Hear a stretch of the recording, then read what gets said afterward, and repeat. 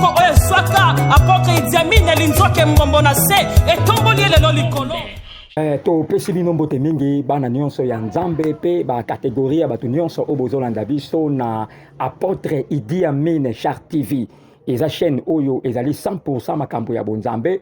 Tolobaki pe soki olingi oparticiper na émission obengi kaka na kopesa numéro na ngai pendant suka ya émission okozwa numéro na nga okobenga nga mpona oparticiper na chaîne oyo pe nzambe akoyeba na kopambola yo.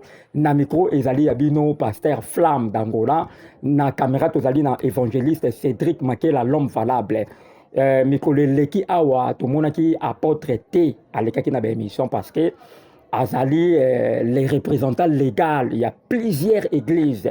Donc azaki na makambo ebele abandaki kosala vraiment. C'est pour cela moi 4 séances 3 séances bomoni aleki te nde lelo tolukaki ye tozwi ye vraiment pour na émission lelo nayebi ke lelo nzambe ya apôtre Idi Amin akopambola bino abondama bongisa kai na yo bongisa na biki parce que awa eza makambo nde ya kokoma eza makambo ya connaissance parce que connaissance ezali pouvoir.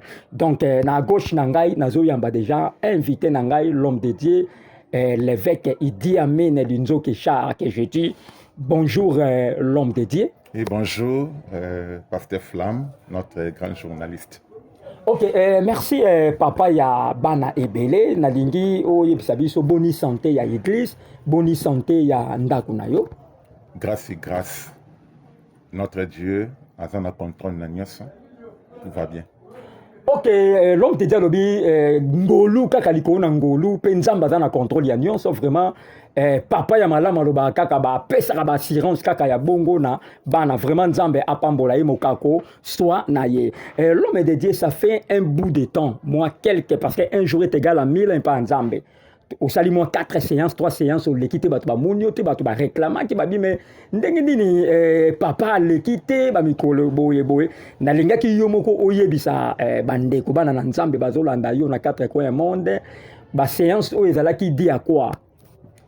Oyebi très bien lobi awanaza mutu ya makambo ebele nazalaki na ba préoccupation oyo tobandaki nanu ko tala. Et maintenant, nous sommes disponibles pour nakoyeba kozongela ba émission na biso. Et c'est pour cela qu'on s'est disposé pour être partager ensemble na biso. Et loko nzamba chetat na biso par rapport à l'enseignement oyo tozali kolanda. Et l'enseignement oyo ezali tout un livre qu'on a écrit sur la délivrance des esprits des bêtes. C'est pour cela que l'obéla sur le combat contre les esprits des bêtes. Voilà, bana nzambe basali ya nzambe obozolanda biso évêque Idi Amin apesi déjà thème otozolobela na émission moko na lelo le combat contre les esprits des bêtes. L'homme de Dieu toli toyeba c'est quoi un combat? Toyoka ka bitumba c'est quoi un combat ezanini? Avant d'expliquer c'est quoi un combat, naningaki d'abord tanga na 1 Corinthiens chapitre 15 verset 31. Tout mon makambo apôtre Paul azoloba pour te comprendre pourquoi bitumba et pourquoi ba esprit de bête. Voilà, merci tozozwana 1 Corinthiens chapitre 15 verset 31. Je lis au nom du Seigneur Jésus-Christ. Chaque jour, je suis exposé à la mort. J'ai l'attesté, frère, par la gloire dont vous êtes pour moi le sujet en Jésus-Christ, notre Seigneur. L'apôtre Paul a expliqué dans 1 Corinthiens chapitre 15, verset 30, même jusqu'à 31. Alors, chaque jour, je suis exposé à la mort. Je suis exposé à la mort. Abi, je l'atteste, frère. Je l'atteste, frère. Chaque jour, je suis exposé à la mort. Alors, si on quitte dans verset 31, au comment on a compté Koloba, au Tangel Bisso Yango, dans verset 31 à l'obi.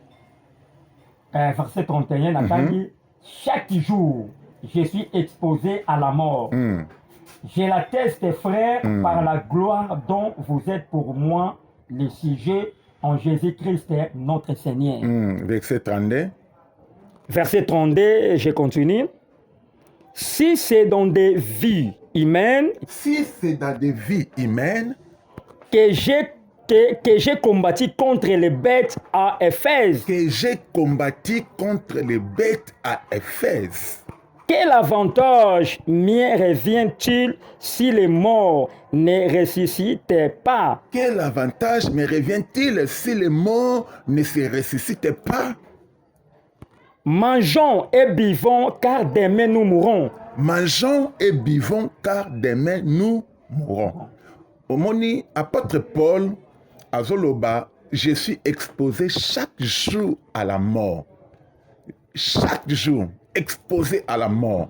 Pourquoi? Abi, parce que ce n'était pas par des vies humaines que moi, Paul, j'ai combattu contre les bêtes à Éphèse. Donc, le combat contre les bêtes, c'est un combat surnaturel, c'est un combat au-delà de la nature.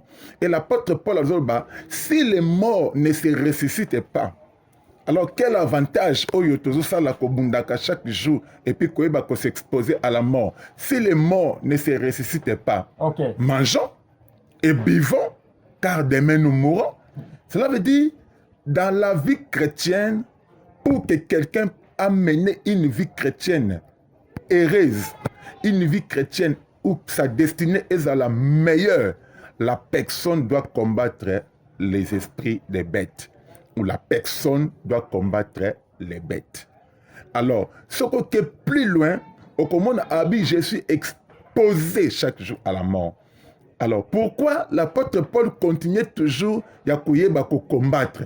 Parce qu'à l'obé, il a de l'assurance que même s'il meurt, comme il y a l'espoir, l'assurance, il y a résurrection, que akoyeba toujours aux années bon mort. Mais si les morts ne ressuscitent pas, ça ne sert à rien yakoyeba ko combattre, ça ne sert à rien yakoyeba ko bunda bitumba oye ko memayo chaque jour au risquer ta vie pour la loi inutilement. Alors, ce qu'on a dans Marc chapitre 1 verset 11, la Bible nous dit, l'Esprit transporta Jésus dans le désert.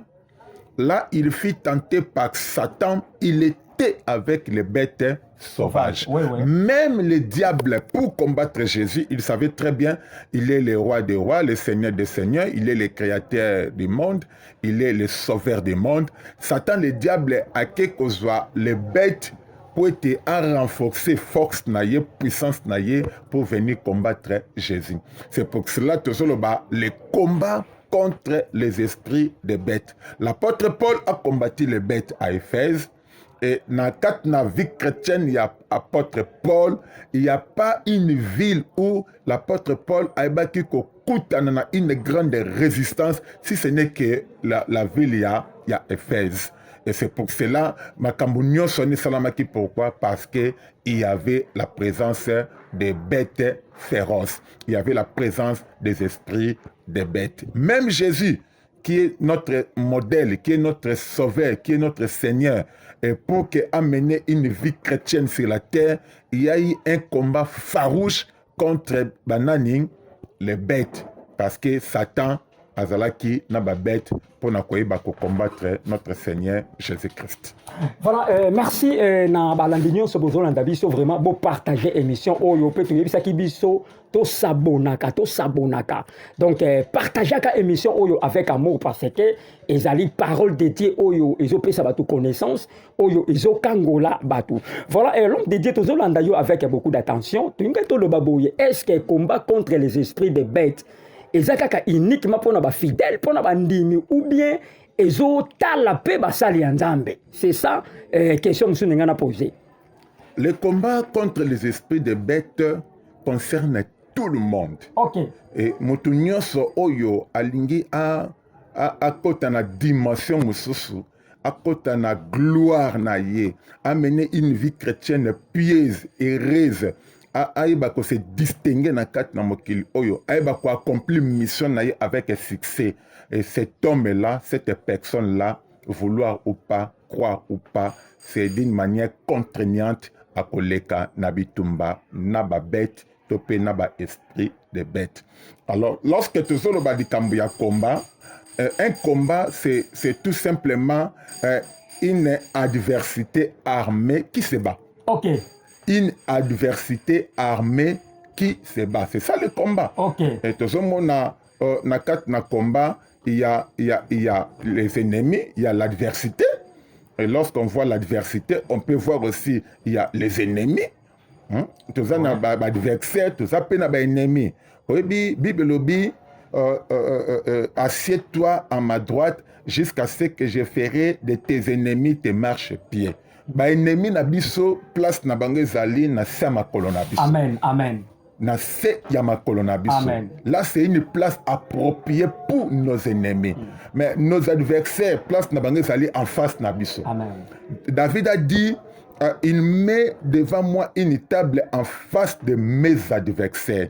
Donc, ceux qui sont ennemis, place eza na se makolo na biso, ba adversaire na biso place ezali en face na biso. Nos adversaires bakoki kovanda na table moko na biso, bazomona koma tozolia, bazomona koma tozomela, mais bakolia te, bakomela te. Comme l'homme de Dieu avait dit à cet homme, lobi biloko ekokita, lobi batu bakolia, lobi batu bakomela. Et cet homme a mis de la doute. C'est que loko moka lobi okomona, mais okolia te. Donc c'est un peu ça. Là, ce sont les adversaires. Bakozan en face nabiso, mais nos ennemis, leur place, c'est sous nos pieds. Tout en Josué chapitre 5, versets 13 à 14. Qu'est-ce que la Bible nous dit? Josué chapitre 5, versets 13 à 14. Josué 5, 13 à 14. 13 à 14. Na tangi na kombo na Yesu Kristo, la Bible dit,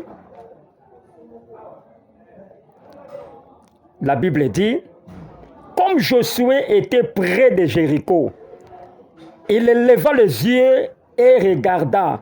Voici un homme se tenait debout devant lui, son épée nue dans la main. Il alla vers lui et lui dit, es-tu de notre ou de nos ennemis? Es-tu de notre ou de nos ennemis? Ok, je continue, verset 14. Il répondit, non, mais je suis le chef de l'armée de l'Éternel. Je suis le chef de l'armée de l'Éternel. J'arrive maintenant. Josué tomba le visage contre terre. Se prosternant. Et lui dit, qu'est-ce que mon Seigneur dit en son serviteur? Qu'est-ce que mon Seigneur dit à son serviteur? Josué, l'homme de Dieu, et la Bible nous dit, il leva les yeux. Amoni un homme avec son épée nue. Et Josué lui posa la question, es-tu de notre ou de nos ennemis? Dans le combat spirituel, dans le combat contre les esprits de bêtes, nous combattons contre nos ennemis. Amen. Nous combattrons contre nos adversaires. Amen. Es-tu de notre ou de nos ennemis? Dans la vie, nous avons toujours des ennemis. Amen. Celui qui n'a pas d'ennemi, il est ennemi de sa propre vie. Amen. Nous avons toujours des ennemis. Alors, non, je suis le chef de l'armée de l'Éternel. Or, un combat, c'est une adversité armée qui se bat. Okay. Je suis le chef de l'armée de l'Éternel. Donc, cela veut dire que l'Éternel aussi a son armée et que l'armée de l'Éternel est bien organisée. Il y a des chefs. Je suis le chef. Okay. Alors, namotuna oyotuni que soki bitumba na ba esprit de bête ezaka kapo na bana nzambe to basali ya nzambe. Le combat contre les esprits de bêtes concerne tout le monde. Ok. Tout le monde. Toute personne qui a une mission spécifique sur cette terre doit nécessairement combattre les esprits de bêtes. Sinon, Moutouana a échoué dans la mission naïe. Okay. Parce que le combat contre les esprits de bêtes, pour moi, c'est le dernier combat le plus farouche dans la vie chrétienne. L'apôtre Paul a dit, je suis exposé chaque jour à la mort. Car ce n'était pas par de vie humaine que moi, Paul, je combattis contre les bêtes à Éphèse. Malgré la connaissance de l'apôtre Paul, malgré l'onction, la puissance de l'apôtre Paul, mais il déclare que je suis exposé chaque jour à la mort. Pourquoi? Parce que le combat contre les esprits de bêtes, c'était un combat qui est au-delà du naturel. C'était un combat qui est surnaturel. Même Jésus a combattu les bêtes. Donc, tout chrétien né de nouveau est dans l'obligation, vouloir ou pas, de combattre les esprits de bêtes. Même si de lui-même, alingi bitumba anate, au fur et à mesure, azolonga na vie chrétienne, akokutana na bitumba oyo, et batebele lelo, bazo kokate kolonga, okay. L'esprit de bête. Pourquoi? Parce que bazoye bako nommé bangote. Okay. Oyebi, lorsque on cite ton adversaire, sa puissance diminue. Okay. Et aussi longtemps, okoye bate bitumba nini oyo zanango na sena moi. Moye oyeba pete ndolenge nini okoki kozwa elonga na bitumba wana. Po ete ozo elonga, il faut d'abord oyeba catégorie bitumba oyo zanango et puis sorti nini ya ba arme oyebongi o utiliser po ete oyeba kolonga na bitumba wana. C'est-à-dire le combat contre les bêtes ou les esprits de bêtes, c'est un combat qui concerne tout chrétien né de nouveau. Voilà, merci l'homme de Dieu tozolanda yo vraiment malamu na yebi ke bandeko bazokoma bandeko bazosoa déjà connaissance bandeko belé pe babengaki ngai babi na ngai pasteur Flamme jour oyamba évêque tuna question oyo loba ne mais nzambe déjà abundela bisoti nzambe déjà pesa biso elonga biso tozobunda kaka dans la victoire amekano ko expliquer biso na parce que biso tant tobundaka déjà na elonga. Donc, poser une question, on a répondre biso, mais biso to yebi ke to bundaka kaka to déjà la victoire. Ata bitumba neza makasi mais biso to bundaka kaka dans la victoire. On est allé demander ya bandeko babenga inga batunda kingai na poser une question wana. Question na monsieur Zali to bundaka au juste pourquoi? Pour ne to bundaka pour na nini to bundaka? Oui, nous combattons dans la victoire, mais nous devons savoir exercer les armes hautes anango pour mettre en application cette victoire. Okay. Nous combattons dans la victoire, mais nous devons aussi avoir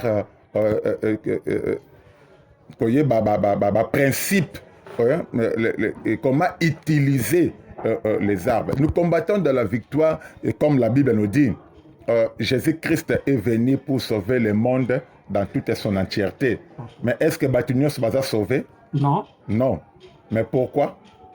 Parce que Batouana, Misusu, quoique Christ est venu, mais ils n'ont pas encore cru dans la victoire où Christ a pésibiso. Ils n'ont pas encore cru dans la vie éternelle où Christ a pésibiso. Donc cela veut dire que nous combattons dans la victoire, mais nous devons croire na victoire wana oyo Christ a pesi biso et nous devons savoir utiliser les armes oyo koyeba ko réaliser victoire wana na bomo na biso na sena na moi. Donc là premièrement et deuxièmement otuni biso motuna pourquoi tozoyeba ko combattre. Okay. Na Jean 10:10 Bible lobi le voleur ne vient que pour voler, détruire et égorger. C'est ça le plan de Satan, le diable. Il est le grand voleur. Le voleur ne vient que pour voler, pour détruire et pour tuer. Alors, comme le diable a une mission de nous détruire, de nous voler et de nous tuer, nous devons lutter contre lui. Amen. Nous devons combattre pour être aïba biso. Ya bisote. po ete abebisa oyo ya biso te mpe po ete aboma biso te. Lokola Bible lobi le diable rôde comme un lion tout autour de nous, cherchant qui il peut dévorer. Et comme il rôde comme un lion tout autour de nous, il cherche un trou, il cherche une occasion, une opportunité pour détruire biso. Alors nous aussi de notre côté, nous devons lui résister avec une foi ferme. Amen. Pour être ayeba kozwa accepter ya koyeba ko détruire biso. Pourquoi tozobundisa nous devons combattre. Nous devons combattre parce que Dieu nous a créés pour une destinée meilleure. Très bien, très bien. Une destinée meilleure. Mais le rôle de Satan, le diable et ses acolytes, est que biso bana pe basali ya nzambe toyeba ko rater destinée meilleure na biso. Pour être ayiba biso destinée meilleure. Pour être ayeba ko faire louper biso cette destinée meilleure et que toyeba ko finir vie na biso d'une manière catastrophique, d'une manière malheureuse. Pour être destiné na biso échouer. Voilà, merci l'homme de Dieu, tozolanda yo vraiment avec bokebi nyonso ozoloba vraiment babiloko yo eza vraiment na nzela nayebi ke bato bazokoma bokoma message na yo soki oza na question koma tuna question na message mpe numéro ya évêque ezali wana mpe tolobaki boye soki oza na baproblème oyo ezolekela yo délivrance oke na église oyo ezosimba te omoni ke osuki ozomona eloko osala te benga évêque azali wana. La porte est grandement ouverte pour na bino nyonso o bozana ba kaya ba problème o malade ici la kate o zana ba problème ezolekela yo ko hésiter te ko kanga mutema na yo te benga évêque azali wana pona ko yamba baka na bino nyonso. Voilà, l'homme d'été na mona ki otiko ko soulever point moko o etali destiné. N'engana tout na question boye destinée eza nini, c'est quoi la destinée eza nini? Oyebi nalingi na pesa moi quelques points, quelques définitions pour te comprendre une destinée. OK. Eza ba point oyo nayebi ko énumérer yango na kat na livre si la délivrance des esprits de bêtes. Tolobaki que la destinée c'est une puissance ezali souveraine. Nzambe ayebi kotia na kati na moto pour être ayeba ko finir vie na ye avec succès. OK. Ça la destinée. Soki na lobi na tangango d'une manière classique. Na lobi la destinée, c'est une puissante souveraine considérée comme réglant l'avenir et ce que Dieu nous a réservé. C'est ça la destinée. Deuxièmement, la destinée, c'est une loi suprême qui semble mener les hommes vers une certaine fin. Ezali une loi autolobie suprême qui semble mener les hommes vers une certaine fin, ou bien une certaine finalité. Troisièmement, autolobie, la destinée, c'est l'avenir que Dieu a préparé pour nous. Ezali avenir oyo Nzambe a préparé pour na biso. Et quatrièmement, la destinée, c'est le futur que Dieu a donné pour nous. C'est le futur que Dieu a donné pour nous. C'est le futur que Dieu a choisi pour nous. Okay. C'est le futur que Dieu a préparé pour nous. C'est aussi la destinée. La destinée, c'est aussi la raison pour laquelle que nous sommes nés. Ezali raison pour laquelle que biso to sainini. Toyebi kobotama. Yango pe ezali lisusu nini destinée. La destinée, c'est aussi ce qui est écrit à notre sujet dans les livres de vie ou dans les archives célestes. Ezali nyonso oyo ekomami mpona biso na sujet na biso na livre de vie ou bien na ba archive oyo ezali céleste. Et la destinée, c'est ce que Dieu avait dans son esprit avant de nous faire venir sur cette terre, avant de nous créer, avant de nous donner le souffle de vie, avant que nous puissions nous naître. Ok. C'est ça la destinée. Et enfin, la destinée, c'est ce que Dieu avait dans son esprit pour nous lorsqu'il avait créé ce monde. Ce que Dieu avait dans son esprit pour nous, c'est ça la destinée. C'est pour cela le diable azobundisa biso na nzela ya ba armée na ye puissante oyo ezali ba esprit de bête pour na koyeba ko faire échouer destinée na biso pour que nous puissions rater notre destinée. C'est pour cela je déclare déjà, je décrète et je prophétise pour quelqu'un, ta destinée n'échouera jamais. Amen. Et tu ne rateras jamais ta destinée. Amen. Dans le nom puissant de Jésus-Christ. Amen. Amen. Voilà, l'homme de Dieu, on nous signale déjà parce que nous sommes limités par le temps, parce que le temps c'est de l'argent. En anglais, time is money. Donc, Ngonga Ezali Misolo, bazo signalé biso déjà que il faut to silisa émission na biso na régie kuna l'homme de Dieu ezali dernière question na ngai na lingi otalisa biso na bandeko ba olanda biso.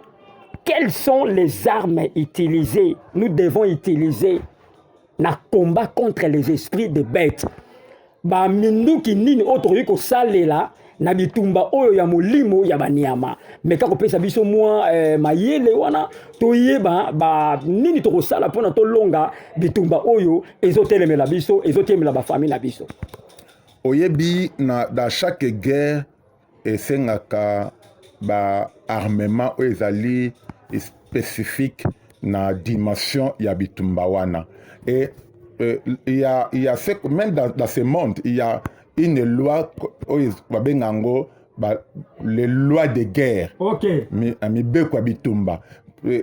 Bitumba nyonso eza na mibeko nango. C'est pour cela qu'on peut remarquer lorsqu'on parle de crimes de guerre. Ça veut dire na kata bitumba même mutu abundi à respecter te bitumba bibeko ya bitumba. De la même manière dans le domaine spirituel, il y a des armes autobengaka, les armes conventionnelles et les armes non conventionnelles. Dans Josué 5, Totangi Balobinin, que cet homme avait son épée nue, son épée flamboyante, et bandaki kopela. Son épée, c'était son arme. Oyo Azalakabi, je suis le chef de l'armée de l'Éternel. Étant le chef de l'armée de l'Éternel, son arme à main, c'était son épée. Ok. Alors, de la même manière, il y a des armes conventionnelles et les armes non conventionnelles. Les armes conventionnelles, ce sont des armes où ils allaient autoriser, il y a ko beta tope ko utiliser yango na bitumba. Oye que chaque nation, chaque État, chaque pays, se mettent d'accord que ba minduki oyo tokoki ko utiliser yango na bitumba. Il y a aussi des armes non conventionnelles. Et je donne un exemple. Aujourd'hui, la Russie nous parle de Satan 2. Oui. Il y a des armes hypersoniques. Il y a des armes nucléaires. Il y a des armes biologiques. Donc, il y a des armes où on n'autorise pas utiliser yango na ba guerre aux classique. Et lorsque quelqu'un utilise ces armes, c'est que bitumba wana monique na komi na suka. Et c'est que je dois faire où ils allaient prise de finition na beti yango makambo esili. Et ce sont des armes non conventionnelles. Donc là aussi on en parlera. Mais parmi les armes conventionnelles, nous avons Ephésiens chapitre 6 verset 11 tina sekuna sokotangi okomona bazo parler biso balobi toyeba kozwa toutes les armes de l'esprit. On parle de la casque du salut, on parle de la cuirasse de la justice, on parle de ceinture, il y a vérité, on parle de la chaussure, il y a zèle qui annonce l'évangile, on parle de l'épée de l'esprit, qui est aussi la parole. Là, ce sont des armes conventionnelles où tout chrétien azalaka nango tango azobunda tope après bitumba. Mais il y a aussi des armes non conventionnelles. Et parmi les armes non conventionnelles, il y a des armes beaucoup plus appropriées dans le combat contre les esprits des bêtes. Et ce sont des armes-là et que nous allons partager avec vous pour quelqu'un ayeba kolonga ba esprit des bêtes. Oh, apôtre Paul Azoloba, j'étais exposé chaque jour à la mort. Donc, à Komaki Nasuka, c'est pour cela qu'il peut utiliser des armes. Et ce sont des armes. Oh, ils ont même dans la Bible, mais aujourd'hui, les chrétiens n'arrivent pas à utiliser. Et ce sont les armes non conventionnelles, les armes sophistiquées. Moi, j'appelle ça les armes de la colère de Dieu. Amen. Voilà, l'homme te dit, Tokomi Nasuka, Basina Lebiso, mais Nazo Pesa 2 minutes. Nazo Pesa 2 minutes parce que tu as un problème et belé. Basolution ezate batu bazobela baobika te batu bazana ba lien baokangola mate bazana ba makambo ebele kindoki ezosila te. L'homme de Dieu nzambe apesa yo bacapacité wana nazopesa yo 2 minutes osala appel na batu o bazana ba problème bamoni ke basuki bamoni ke bake bazwi solution te nalingaki omeka kotalisa bango omeka koyebisa bango est-ce que baya ndenge Nathanaël alobaki vient et voit. L'homme de Dieu avoue la parole 2 minutes. J'ai béni l'Éternel Dieu par la grâce où il y a Pesabiso dans le domaine de la délivrance. 25 ans, on a vendu dans le ministère de la délivrance. Na moni makambo ebele. Et bato oyo bazoyo kanga bato bayebi motonini o bazana ye liboso na bango. Oyebi na mboka na biso to pe na mokili oyo, c'est comme un médecin. Médecin nyoso aza spécialiste ya ba kanyoso te ba domaine nyoso te. Et nous sommes des pasteurs, nous sommes des apôtres, des docteurs, des évangélistes, des prophètes, mais chacun a sa spécialité na ye. Notre spécialisation, c'est la délivrance. Amen. Ezali eza na bato milimo yebi bango milimo mabe yebi bango biso na ba délivrance to sali pe auto sala bato ovani na ndako ba ko benga balobi de mois zo benga yo alo bana kata nzota mutu po abima ifo kaka yo ya oyiye et pe pesie mitindo abimia kei. Amen. Donc yango na soloba médecin nyo sa sala coopération te. OK. Une intervention chirurgicale n'est pas donnée à tous les médecins. Médecin nyoso aza pédiatre te. OK. Médecin nyoso aza gynécologue te. Médecin nyoso aza psychiatre te. Donc chaque médecin a une spécialité na ye. Et nazo koyebisa batu nyoso baza na ba problème. Batu nyoso yo ba esprit eza kotungisa bango. Quelle que soit catégorie ya milimo wana. Batu nyoso oyo basambeli baleki na ba délivrance nga nazo benga ba oyo ba meki ba mone simbiti ndenga nazo benga. Amen. Nazo benga bata mitu pasi te. Na benga ga mutu te nazo ka libumu pasi sambela po na nga non. Nga naza po na baka wana te. Naza po na baka compliqué. OK. Naza po na baka mystique. Amen. Naza po na baka oyo muta omona ke médecin lobby tosuki. Naza po na baka muta omona ke nga ba démon ona na bango. Na mona ke ba obima lisusu te. Naza po na baka oyo muta omona ke esprit de mort na nga oyo. Déjà batu wana nazo benga bango. Baka o muta moni ke non et c'est ça les esprits des bêtes. Okay. Et dans chaque cas, il y a une bête spécifique derrière Yakawana. Et moi, j'ai la clé. J'ai la clé, Yakoyeba, pour déverrouiller que Moutounioso Oyazali arrêté, envoûté, lié. Naba esprit de bête.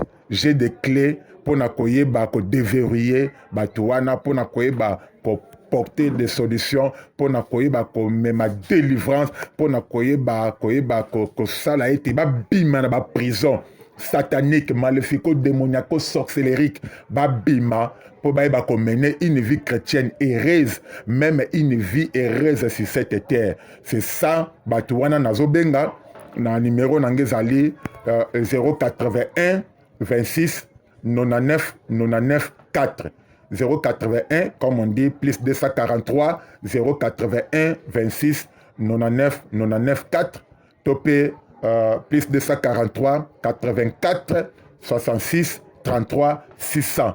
Et le numéro wana, eza na baya ba écran na biso, régisseur na biso, aebi ko tia yango wana, pona boye ba ko benga, bosali ba commentaire na biso, bobengi tokosambela elongo pe okozwa lobiko po ezali domaine oyo nzambe abengeli biso. Et je crois que pendant que je parle comme ça, il y a des gens, il y a des pasteurs, il y a des serviteurs de Dieu oyo bayebi oyo pe mingi nangolo nzambe apesa biso. On a fait de grandes choses na kati na bana nzambe pe basali ya nzambe pona makambo oyo ezali ya délivrance. Voilà, l'homme dédié pour notre tika parce que vous avez ma cambo belé à Rosala, puis ça va dédicace pour notre clôturer. Na pesi batu nyonso mbote ba oyo bolandinga na émission na biso ya lelo si la délivrance des esprits de bêtes. Et aujourd'hui touti kolobela si le combat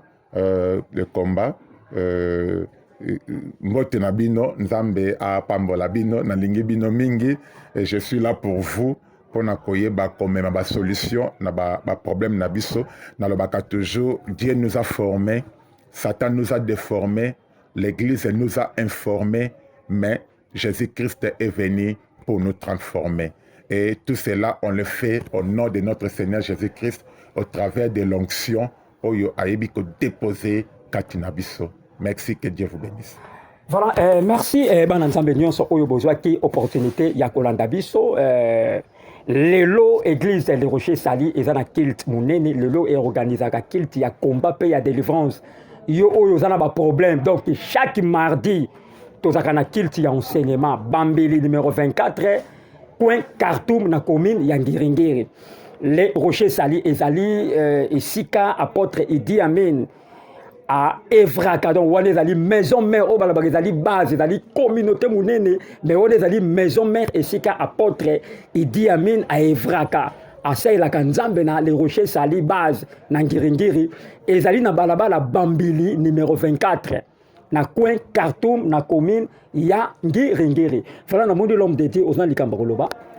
Oh bon, na ngaki ko ajouter makambo nyonso oyo tozolobela oyo tozopartage eza na kati na livre oyo sur la délivrance des esprits de bêtes. Okay. Eza livre oyo tokomi il faut to publier yango, mais je souhaiterais soki batu ya mitema malamu bazali oyo bakoki ko soutenir biso mpona toyeba ko produit livre oyo po tokabolango ya ofele po ete libota na nzambe ebika. Donc moto oyo azali batu ya mitema malamu oyo balingi évangile kende liboso oyo balingi batu babika. C'est un livre oyo eza na 200 pages oyo tozolobela si la délivrance des esprits de bêtes.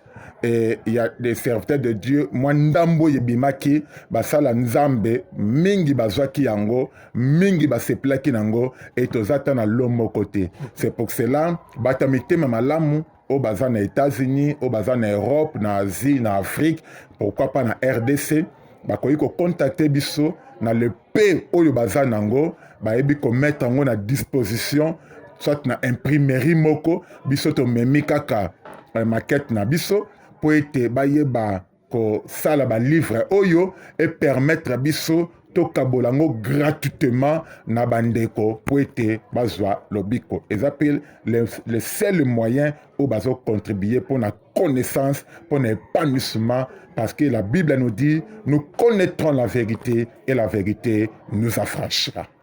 Voilà, Nalobaki Boye, chaque mardi, jeudi et dimanche, les rochers salis et Zalakana Kilt. Na semaine, ils à 17h30 à 19h45. Dimanche, Sokolingi évêque Ayambayo, Yayambaraka dimanche après les Kilt.